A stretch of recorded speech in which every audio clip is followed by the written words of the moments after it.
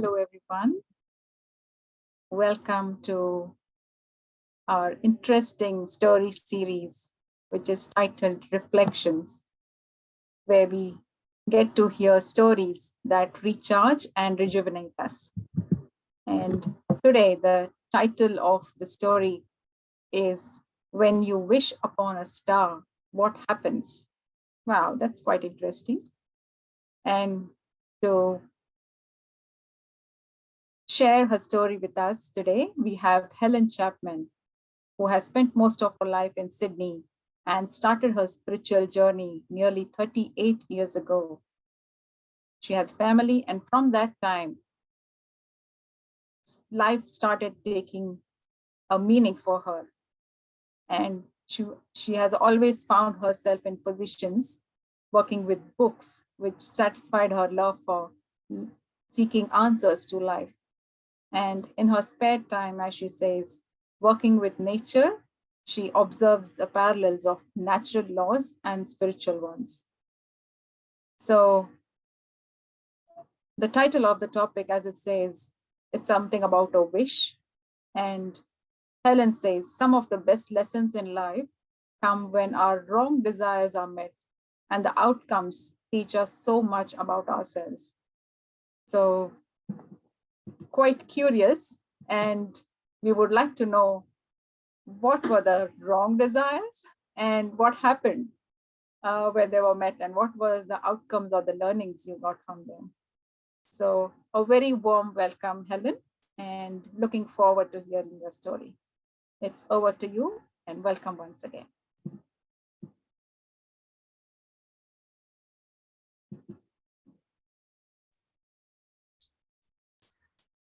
Good morning, Lata. Thank you very much for that lovely welcome.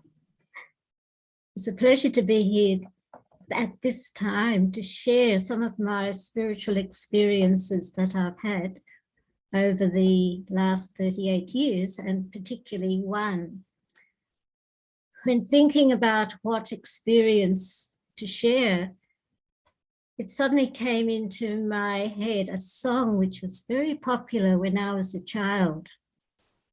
When you wish upon a star, it does not matter who you are. When you wish upon a star, your dreams come true. And it's a song that belonged to a film that Walt Disney made, quite a famous film producer in the past. And it was about a story about a wooden puppet called Pinocchio. Again, a very popular children's story. And Pinocchio was a naughty wooden puppet who wanted to be a real live boy, but he just couldn't make the grade because he was always rude and telling lies, and his nose would grow long every time he told a lie.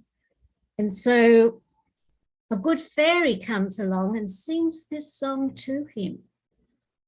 And he finds a star to wish upon, and his dreams come true. There's a lot of lessons in it for a child. But it's interesting because mankind has been wishing for a long time. We have been encouraged to have desires and wishes. It is through these desires that we learn such a lot about life. We're curious. And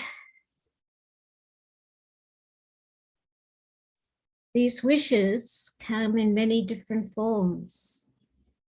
We are conditioned through these forms. It can be like Christmas. We sit on Santa's knee. What would you wish for Christmas? A birthday party. Again, many desires met through those gifts. Sometimes there's a wishing fountain. We throw up coins in the fountain. And then we're encouraged, and many people wish upon a star. Particularly many years ago, stars were magical things in the sky. Astronauts have taken away the mystery and the wonder of stars, but it's still nice to look up at those galaxies and wonder How can something out there be so tiny that I can see and still give wonder and make me quiet and silent and still and peaceful inside? Many years ago, or 38 years ago, nearly 38 years ago, I was to discover another type of stars which could not be spoiled by scientists and astronauts coming back from space and bringing back photos of huge round globs of matter. I discovered the spiritual path, and on that spiritual path, I found out about that other subtle star, which each one of us has within us, sometimes called spirit, sometimes a soul, sometimes the self, sometimes the inner being, the life force. But we learn to visualize that star as a tiny point of light. And after we have that understanding of each one of us really is that tiny point of light, we learn about another point of light, that there is a superstar out there. And this was the wonder that came into my life, maybe known as the Supreme Soul or Star, and maybe more so as God. But I learned to start to relate to this star, this point of light beyond this world, with a lot of affection and a relationship, many different relationships that I have with this soul, my star. And the point of time came when, as with all relationships, in the beginning of a relationship, she liked to confide in this new companion. And I started to give this companion my desires, my wishes. And I didn't know at that time that you're not meant to have any desires. The aim on a spiritual path is to get rid of all desires because they represent coming from negative sources. And it is when I look back and I see that most of my desires have been based on some negative happening in the past. I might have been greedy, angry, possessive, lazy. Laziness, a lot of desires come from laziness, fear. So many different desires come for so many negative reasons. But I didn't realize this about 5 or 6 years after I came onto the spiritual path. So I started to complain to this new friend, my superstar. And particularly something very problematic did emerge. After about 5 or 6 years, I had to sell my home and find another one for myself and children to live in. I didn't have all the money for that, so I had to go to the bank for a loan. I was cautious about it, but everyone said, yes, it's okay to do it. And it wasn't a problem to get a loan. And so we settled into the new home. And after a while, it started to worry me. I had also learned you're not meant to take a loan or give anyone a loan. And this started to play on my conscience. And I started to tell my superstar all about it. Can you help me? Show me the way to get rid of this loan. And in a sense, it became a fixation and a heavy burden on me. And I got a signal to warn me to let go of this problem that I was having. And I was driving home from work one day, and a motorbike flew past me at a very fast rate, very dangerously. And consequently, a little way further up the front, I saw there was an incident which was serious. And this upset me a little bit. I thought, what am I watching here? Anyway, after a while, the memory of it faded away. And several years later, I was traveling down that same road, and almost in that same place, I had an incident which I'll tell you about and I wish to share. I had to go out early one morning at 5:30 in the morning. It was something with a very dark winter's morning, and it was pouring with rain. And it would have been nice if it hadn't been quite like that. But I was going out and I felt good about it. I really felt good about going out in the rain and going where I had to go.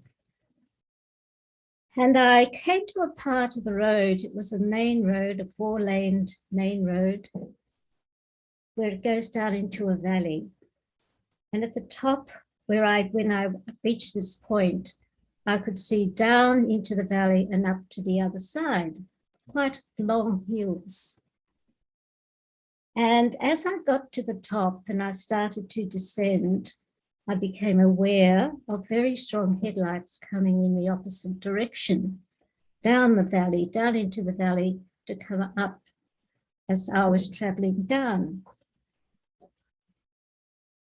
The incident happened, the car didn't lose speed. It started to swerve. When it got to where I was, it actually didn't hit me as such originally, but it lost control and went into an embankment in front of me and bounced back, hit me and sent my little car flying across the road into another embankment. Strangely enough, that driver didn't have hardly any injury, and I ended up with a broken and fractured sternum. But I wish to explain what actually happened to me, my experience through that whole incident, which from the time I spied that car at the top of the hill, opposite hill, and when it actually, after the incident happened, could have only been a minute, even less. But what I experienced in that time was extraordinary. When I first spied that car, the lights, my first reaction was, that's going very fast and those lights are too strong. And so I slowed down the car. There were cars behind me, but they didn't overtake me. They slowed down too. They must have seen the car coming. And almost immediately, I heard something like a hoarse whisper in my ear. It said 2 words, remember me. And I thought, that sounds familiar. It said, remember me. And I immediately knew my star was there with me. And as I was listening to that, everything went into slow motion. And goodness knows how long it was, just a few seconds, but I must have heard those 2 words being repeated 5 or 6 times. And the slow motion, I felt so calm, as though I was sitting back in my lounge room watching a movie. Everything happened in slow motion. I saw every detail of what happened, which was confirmed by the witnesses who saw what happened. And I ended up in an extraordinary high, spacey condition when my car finally stopped. No words came. There was total silence. And I said, where are you? It's gone. There was silence. I said, look, I've just had an accident. What do I do? I could hear the rain pouring on the car. Then directions came, but no voice. Just these very clear directions came up in the form of thought. Turn off the engine. Put on the brake. Undo your seatbelt. Open your window and wait. Very clear, very clear. And the rain was still pouring down. It was pouring onto my body, but I don't know. It just didn't matter. And suddenly, a big man came to the window on my side. And I can still hear those words. Are you okay, love? It was said with so much compassion, love, concern. And my first reaction was, is the other driver all right? And he said, we're concerned about you. I said, is he all right? And he said, he's fine. He's walking around his car, looking at the damage. He said, we're concerned about you. Are you all right? I said, yes, I'm all right. You sure your feet are all right? Hands? And I must have looked stupid. I didn't know. I looked down at my body and it was as though it didn't exist. I wasn't in it. He said, can you move your legs? I had to find my legs. I couldn't find them. And I thought, no, my legs have got toes. And, you know, doctors, when you have a baby, one of the first things they check out that there's 10 toes there and they move. So I tried it. It worked. Then I tried my fingers. It worked. And very gradually, this energy came back into my body. And I was saying, oh, I think I'm fine. Yes, I'm fine. And he said, okay. He said, we've called the ambulance. That'll be here shortly. He disappeared. And the next thing I can remember is the door on the left of me on the passenger side opened. And a young man, I'd say in his early 20s, said, can I come in and sit with you? And I thought, oh, that's okay. Be company, please come in. And he sat there and he said, can I take your hand? And I said, okay. Well, I took his hand and he was trembling all over, shaking.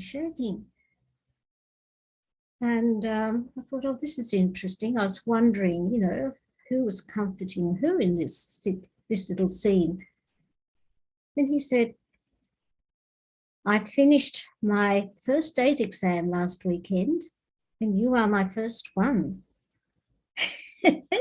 His first one he'd helped. So I assured him he was doing very well. And so the ambulance came and I ended up in hospital for 2 days before I came home. It wasn't all as we find with these desires. I had a time of convalescence at home where with a broken sternum, there's nothing much they can do as far as binding it up or helping you. You have to stay quietly at home and rest, not move around too much. But it gave me time to reflect, and there was also administrative work to be done. So I sent off my claim for an insurance to be able to buy a new car because both cars were written off. And eventually the insurance came, and everybody, when I showed them how much I received, they couldn't believe their eyes. There was certainly enough there to buy a lovely brand new car. But I settled for buying a second-hand one because there was enough there to close my loan with the bank. Then there was enough to buy a computer for myself.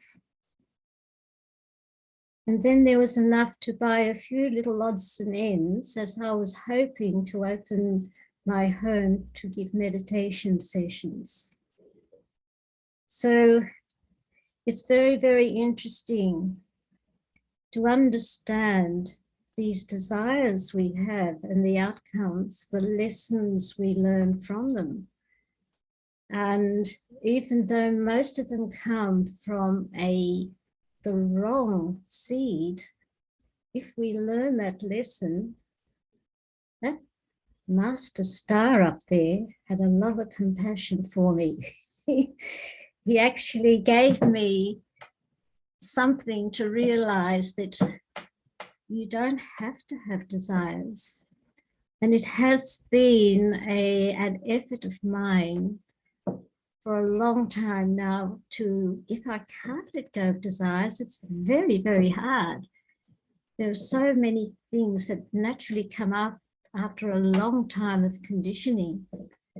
But there's one desire I never do, and that is desire anything of God or the Supreme Soul, because I know He fulfills your desires in any case. So maybe I'll leave it at that point. It's very, very beautiful. As I was listening to the story, it was like a suspense, and I was looking what's going to happen next, and like, yeah, the desire was fulfilled, but in a very unexpected way. So it's such a beautiful learning that in life things may not be or work the way you want them to be or the way you plan them to be, but definitely, as you said, the superstar fulfills the desires, and it can be in a different way, so we get some better learnings out of those and we kind of grow. Yeah. Wow. I have been left with reminders. You can't have an injury like that without certain reminders throughout the rest of your life, but you can ride over them. And yeah, it's not easy to let go of a desire. They can be justified too, because great things can emerge out of a desire. But on a spiritual path, we are encouraged to actually become totally free. There's another way of wording it in your mind. When you do need something, there's a difference between needs and desires and wants. And Very, very beautiful. yeah. It's very beautiful. Thank you, Helen. Thank you for sharing that.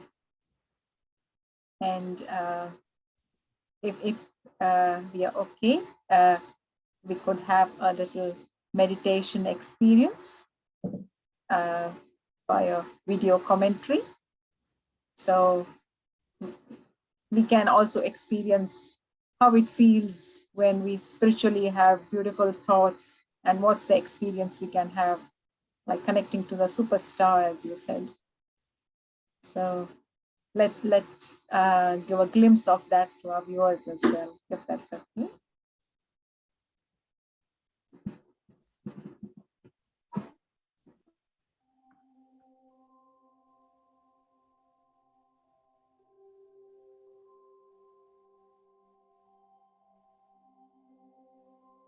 Sometimes we have a tendency to punish ourselves for the mistakes we've made or for the weaknesses we can't seem to overcome. This is an invitation to let go of that tendency. In order to learn how to be gentle with myself, I have to tell myself the right story about the situation. Gentleness is not just kindness, but real deep gentleness can come only when there is wisdom. Take a moment now to breathe, to relax. to center yourself and move into that still, silent space in the mind. And prepare yourself to go on a journey.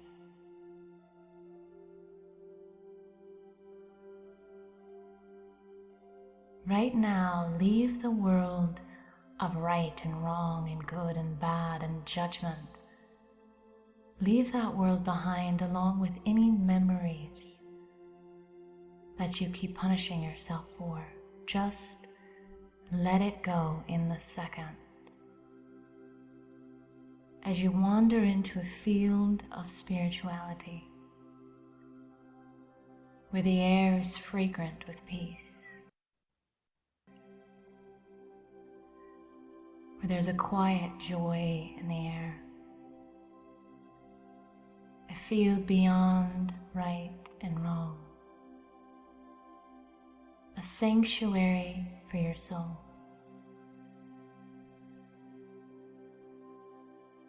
And allow yourself to lie there in the grass and let the gentle beauty blow right through you like a fresh breeze, soothing your mind, blowing away the harsh feelings you have for yourself. In this field beyond right and wrong, it's easy to understand that even your mistakes and your weaknesses are good because they are part of your trail towards wisdom. And the best thing you could learn is just how to grow from them. And your mistakes have also possibly been part of other people's trails towards wisdom. In this field of spirituality, even the imperfect is perfect. It's designed to empower you and awaken you. It is only painful when we don't see it that way.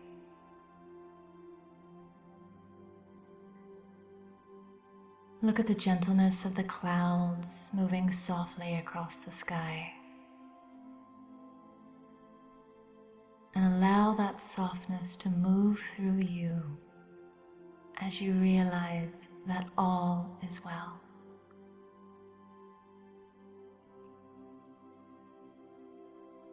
In the space of the soul, there is only learning and only experience.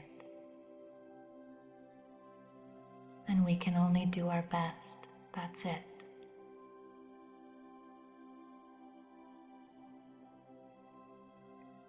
By punishing ourselves, we only delay the wisdom.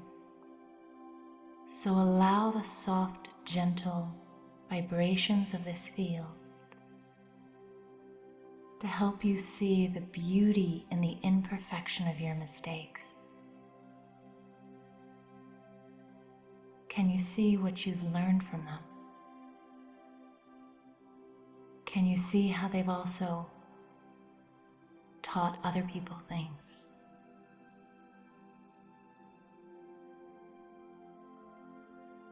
Gentleness sees the beauty in imperfection,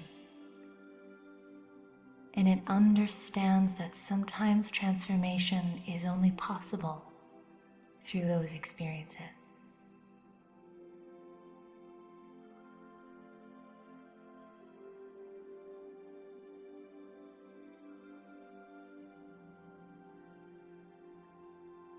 Take another slow, deep breath and prepare to leave this beautiful, gentle field beyond right and wrong. But carry your gentleness with you.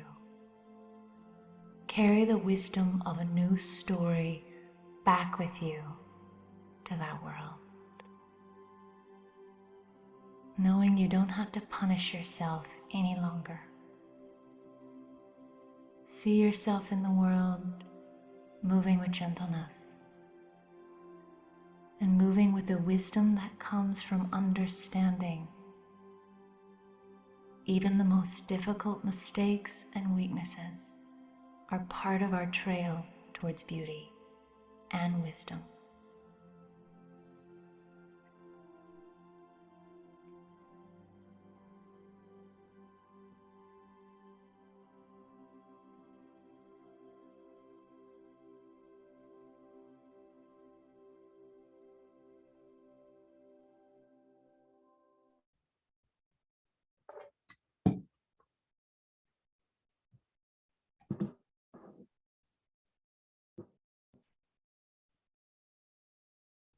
Thank you once again, Helen, for sharing your story and sharing this beautiful meditation commentary for us. We thoroughly enjoyed it. And I'm sure our viewers have had a new perspective of how desires should be or shouldn't be, and how the superstar is working with all of us. So thank you once again for joining in today. And for our online viewers, if you would like to know more, please do visit our website, which is www.brahmakumaris.org.au. You can contact us through this website and have a look at the various programs and events that are put up there as well. So thank you for joining, and we will see you again with another interesting story. Till then, take care and have a wonderful day. Om Shanti. Om Shanti.